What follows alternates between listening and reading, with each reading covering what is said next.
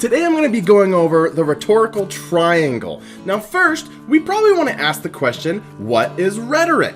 Rhetoric, as you can see right here, is the study of how human beings use language and other symbols to influence attitudes, beliefs, and the actions of others.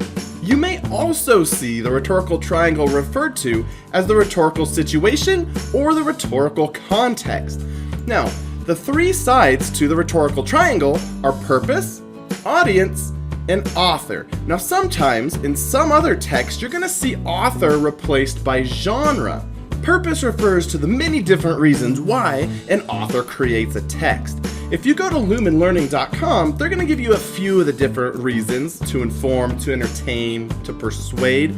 If we jump over to the Allen and Bacon Guide to Writing 7th edition, they present purpose in terms of 6 rhetorical aims, which is how you're going to want to think about it if you're asked to break purpose down.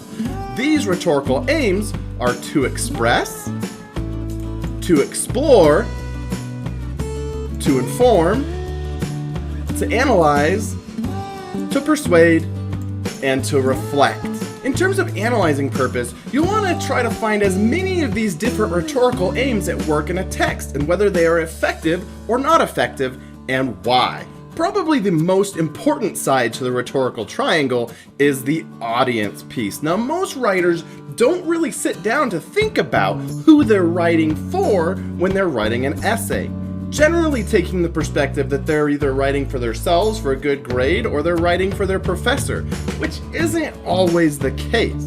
To be an effective reader or writer, you're really going to have to put some time into analyzing who the target audience is. For example, some of the things you're really going to want to look at is how much background knowledge or experience does your target audience have. If you're writing for your professor, they probably already have a great deal of background knowledge, and you won't need to have the expository information initially in your essay. On the other hand, if your target audience is your peers, they may not have that background information on your particular topic, and you're going to need to provide that information in your introduction. Another important element to understand about your audience is their expectations and interests, which kind of goes hand in hand with the demographics of the audience. When you analyze these features, you're going to be looking at things such as age, gender, ethnic or cultural background, political preferences, religious affiliations, or any kind of other type of affiliations with any institutions or organizations.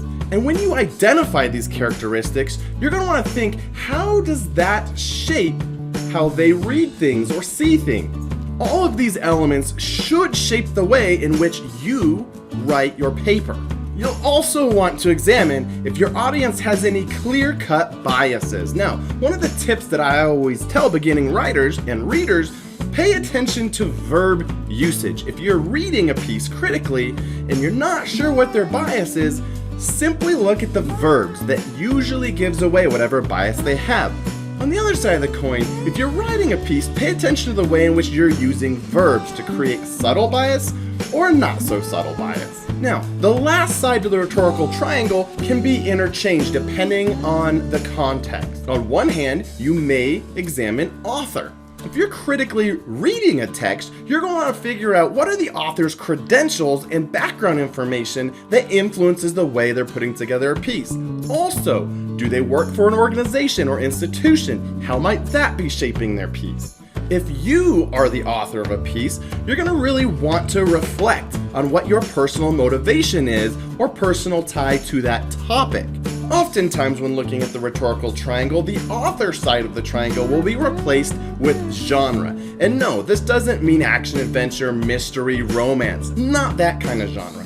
We're talking about the type of text it is. For example, it could be a letter, a blog, a text message, an email, a billboard, a bumper sticker, a speech. These are all different types of genres.